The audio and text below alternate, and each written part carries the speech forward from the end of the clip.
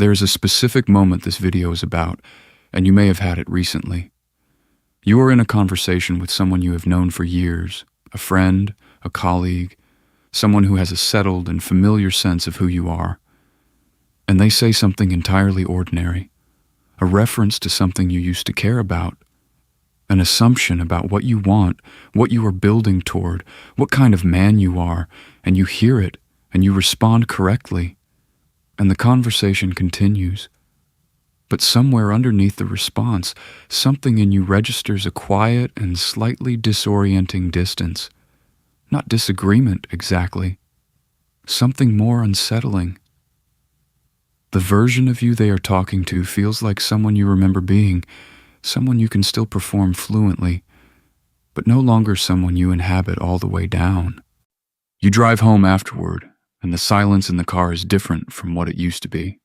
Or this. You pick up a book you would not have touched 2 years ago, something in a direction you never previously associated with yourself, and 3 pages in, you find a sentence that lands with a precision that nothing in your ordinary life has matched in months. You sit with it longer than you meant to. You feel for a moment more present than usual. And then, the moment passes and you return to the day, slightly puzzled by what just happened. Or this.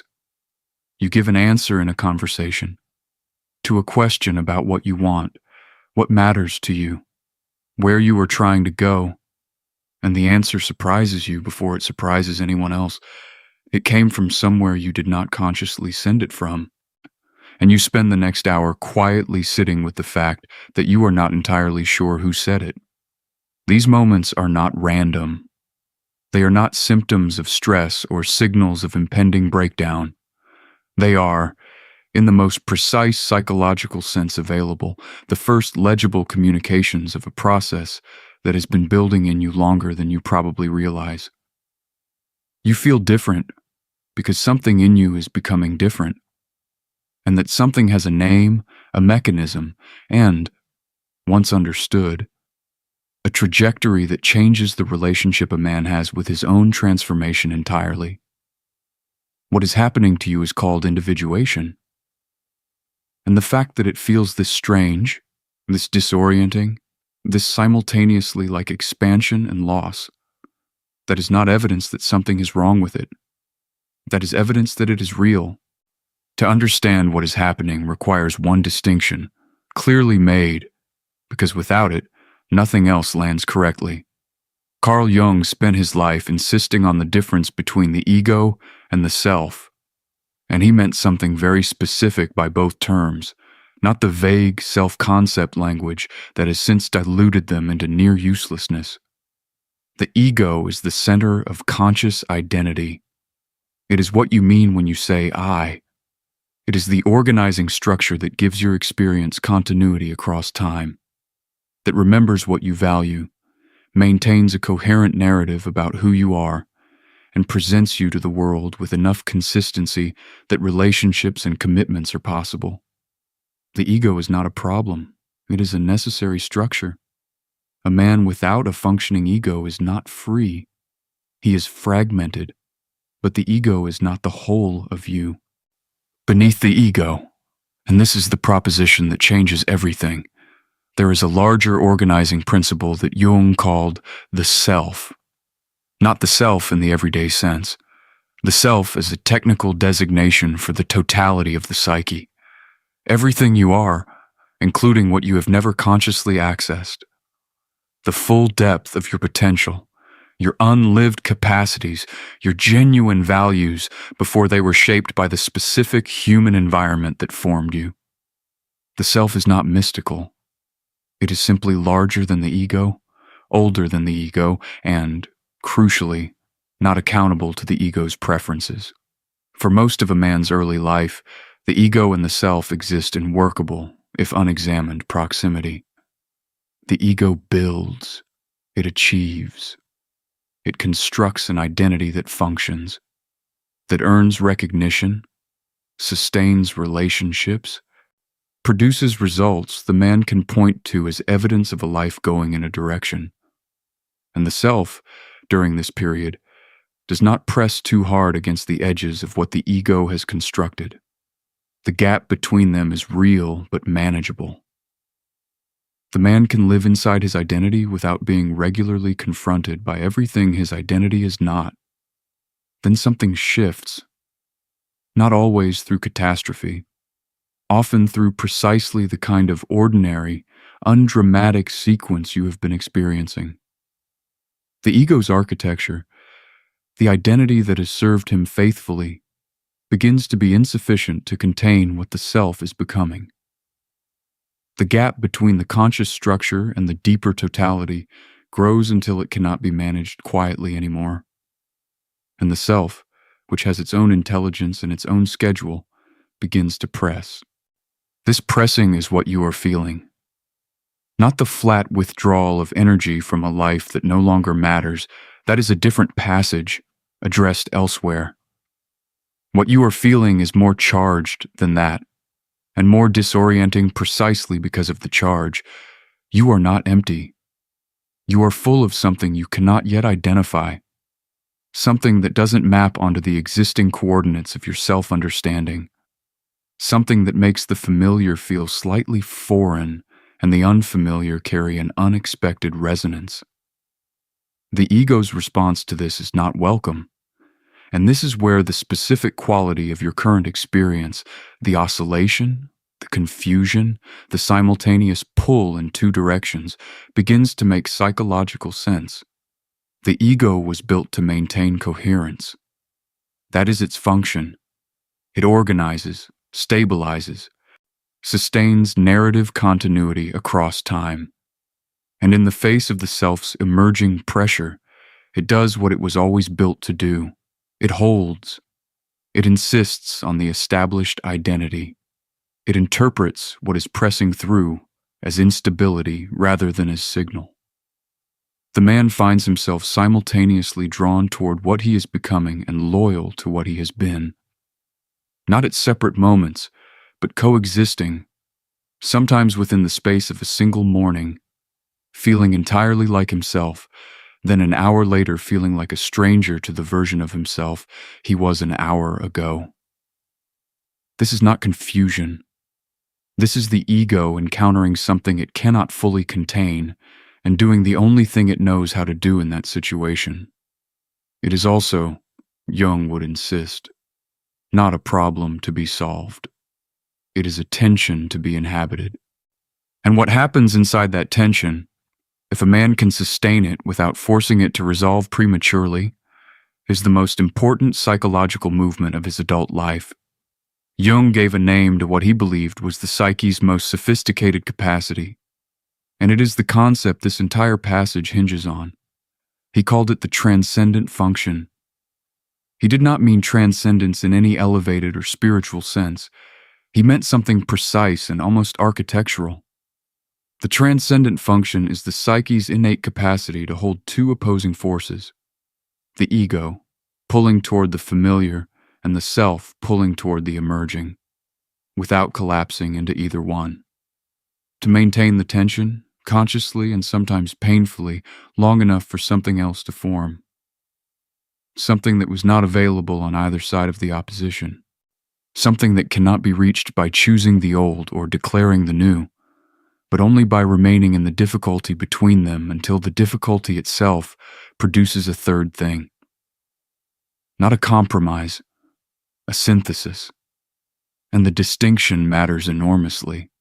A compromise is what happens when the tension becomes too uncomfortable and the man reaches for relief. He recommits to the old identity with a slightly forced conviction, performing a fluency he can no longer quite feel. Or he declares the transformation, announces some version of who he is becoming before that person has actually arrived, and performs the new self with a confidence that isn't yet earned. Both moves feel, briefly, like resolution. Both moves terminate the tension that was doing the actual work. The synthesis is what forms when the man refuses both of those exits, when he allows himself to remain in the experience of being pulled toward what is emerging while still genuinely belonging to what he has been, When he stops demanding that the process deliver clarity on a schedule his ego finds manageable. When he understands, and this is perhaps the most difficult understanding individuation requires, that the new center of gravity cannot be built from above by a self that decides to become someone. It can only be discovered from within, by a self that is willing to be changed by what it encounters in the depths. Nietzsche understood the phenomenology of this from a different direction, and his precision is worth meeting directly. He described a specific form of suffering that arrives not from loss or defeat, but from the internal experience of watching an entire orientation toward value begin to reorganize itself, the framework through which a man has understood what matters, what is worth building, what constitutes a life well spent, what he is actually willing to suffer for, begins to reveal itself as a framework, as a chosen structure, not self-evident truth, as something that was always a particular interpretation of meaning rather than meaning itself. This exposure is disorienting beyond what most men have language for, because it does not arrive as nihilism. The values do not simply dissolve into nothing. They become visible as values, and in that visibility, they become available for a scrutiny that the man, in an earlier period of his life, was not yet equipped to perform. Some of what he believed will survive that scrutiny. Some of it will not. And in the period between the loosening of what cannot survive and the genuine arrival of what will replace it, he lives in a freedom that is experienced not as liberation, but as groundlessness. He cannot go back. The certainty he would return to has become slightly transparent to him, and what is transparent cannot be made opaque again simply by deciding not to look through it. But he cannot yet move forward with the confidence of a man who knows what he is building and why. He is between selves, and the between is longer and harder and more honest than anyone who has not been through it knows how to say. This is where the transcendent function does its work, not by relieving the tension, but by making it productive. The man who can remain inside this passage without forcing it to resolve is the man who will eventually discover that the synthesis forming beneath the surface is more genuinely his own than anything the old ego constructed. But the forming takes the time it takes, and it cannot be accelerated by any act of conscious will. There is a grief inside this passage that almost nothing in the available discourse around psychological growth bothers to name. And the failure to name it does real damage, because grief that is not named does not disappear. It accumulates. It finds other expressions. And it tends to arrive later, in contexts where it causes significantly more disruption than it would have caused if it had simply been met honestly at the moment it arose. Here is what is being lost and what deserves to be mourned. Not a bad life, not a false self, not the performance of someone who never existed.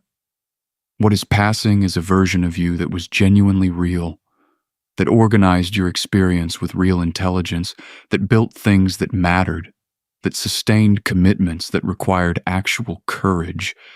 The man you have been was not wrong. He was not a mistake or a lesser version of something better.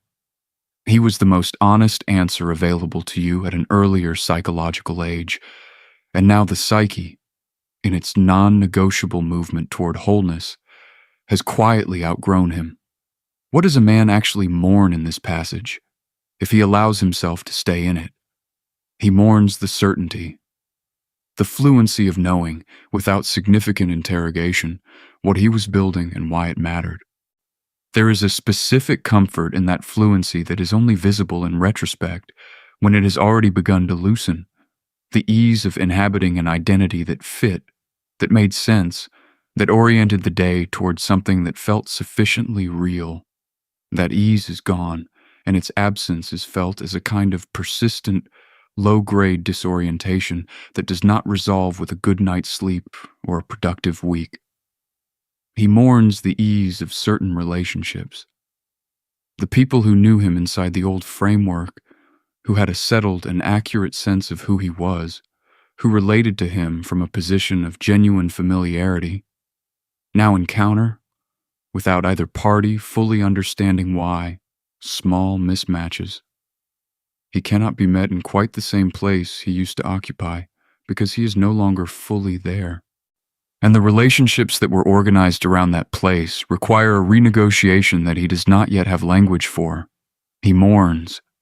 And this is the most private grief, the one least likely to be acknowledged. The loss of the easy answer to the question of who he is. He used to be able to answer that question, at least functionally. He knew what he valued, what he refused, what kind of man he intended to be. The answer was not complete, perhaps not even fully examined, but it was available. Now the question has become genuinely open in a way it was not before, and the openness is not always experienced as possibility. Sometimes it is experienced as the absence of a floor. Jung was explicit about this, not metaphorically but clinically, that genuine individuation involves the death of the old self, not the dramatic death of sudden collapse, the slow, disorienting experience of watching an identity that once felt solid and sufficient gradually reveal that it was always temporary, always a stage, not a destination. The man who moves through genuine transformation without fully grieving the self that is passing does not complete the passage. He bypasses it, and what is bypassed does not dissolve. It goes underground, and it returns, usually at moments of stress or intimacy, as the compressed, unintegrated weight of a transition that was never properly honored. What does it mean to honor it? Not ceremony, not formal declaration. Simply the willingness to acknowledge, in whatever private, honest space is available, that something real is passing. That the man who built this life, who held this identity, who navigated his world with the understanding he had, that man deserved to be real while he was real, and that his passing, even in service of something more genuinely oneself, is a genuine loss. Sit with it, not to wallow, not to delay, but because grief metabolized honestly becomes something the psyche can actually move through. Grief suppressed in the name of forward momentum becomes the thing that makes genuine forward momentum impossible. What individuation asks of a man in this passage is not what most psychological frameworks suggest. It does not ask for more discipline. The man in mid-individuation, who tries to think his way through the transition, who reads enough, frameworks enough, now understands enough about what is happening to feel he has the process under conscious management, will find that the intellectual containment works briefly and then fails. The self is not impressed by the ego's ability to describe it accurately. The self is not reached through conceptual mastery. It is reached through a different kind of attention entirely. Jung called it active imagination. And what he meant by this is more practical and more available than the clinical term suggests. Not a formal technique requiring therapeutic setting. An orientation, a specific quality of relationship with what arises from the interior, taken seriously rather than managed away. Here's what this looks like in practice. A dream lingers in the morning in a way that your dreams do not usually linger. The ordinary response is to note it briefly and let the day override it. Active imagination asks something different, to remain with it, not to analyze it from the outside, not to apply a symbolic dictionary and produce an interpretation, but to re-enter it, to ask the figures in it what they want, to let the answer come not from your reasoning but from somewhere less supervised, to treat the interior, in other words, as a space that contains genuine information rather than noise to be managed. Or this, you notice a persistent pull, not towards something obviously meaningful, not towards something you can justify strategically, but towards something specific, a subject, a kind of work, a quality of experience, that keeps returning despite the fact that you have given it no official permission to matter. Active imagination asks you to take that pull seriously, not to act on it impulsively or without discernment, but to engage it honestly, to ask what it is carrying, to create enough interior space for it to become legible rather than routing it underground through the familiar mechanisms of practical dismissal. The distinction here is between a man who is watching his interior life from a careful, managed distance, noting what arises, categorizing it, maintaining ego authority over the process, and a man who enters into genuine relationship with it, who allows what is forming beneath the surface to complicate, disturb, and gradually inform the conscious self, who understands that the self communicates not through the ego's preferred medium of rational argument, but through image, feeling, recurring pattern, and the persistent magnetism of things that have no obvious practical justification. This is not passivity. It requires more honesty than strategy does, because what active imagination surfaces will not always be comfortable. Some of what has been accumulating in the depths, the desires that were never given official permission, the qualities that were armored over in the construction of the acceptable self, the grief and anger and tenderness that found no legitimate channel. This material is not neat. It does not arrive as revelation. It arrives as the raw, unprocessed content of a psyche that has been in motion longer than the conscious mind has been paying attention. The man who can meet this material with honesty, who can recognize it as his, without performing it and without fleeing from it, without immediately routing it through the ego's editorial process, is doing the specific work that this passage asks. Not the work of building a better version of himself, the work of becoming more fully acquainted with what he already is, the entirety of it, not only the parts that were previously approved for habitation. Over time, something becomes available through this work that cannot be reached any other way. Not certainty in the old sense, the settled confidence of a man who knows exactly who he is and where he is going, organized around an identity that fits without friction. Something more durable than certainty, a center of gravity that is located inside him rather than distributed across the external structures of his life. A stability that does not require the world to remain constant because it is no longer dependent on the world as its primary source of coherence. The capacity to be genuinely, undisappearingly present with people, with work, with his own life, because the self doing the being present is real enough to hold its shape without constant management. Jung called this the development of internal authority. And he was precise about what he meant, not the authority of a man who has decided he is right or who has constructed an impenetrable self-concept. The authority of a man who has been in genuine contact with his own depths, who has allowed the self's demands to complicate and alter and enlarge the ego's architecture, and has discovered through that contact that what emerged from the encounter is more fundamentally his own than anything he assembled before it. If you have recognized yourself in this, not with alarm, but with the specific quality of something accurately placed, then I want to close with something that requires no borrowed comfort and no false resolution. What you are grieving is real. What you are being pulled toward is real. The disorientation between them is not confusion or weakness or the signal that something is breaking down. It is the signal that something is forming, specifically, honestly, slowly, in the only way genuine formation is possible. The man who moves through this passage, not around it, not by managing it into premature resolution, does not emerge with a perfected self. He emerges with a different relationship to the process of becoming, one in which the loosening of old certainties is no longer experienced as crisis, one in which what arises from the interior is met as information rather than noise, one in which the question of who he is remains genuinely open, not because he has failed to answer it, but because he has become interested in the question in a way he never quite was before. That interest is not anxiety in a different costume. It is the beginning of a relationship with yourself that is not organized around maintenance. The old self served you. It built things that deserved to be built, and held commitments that deserved to be held.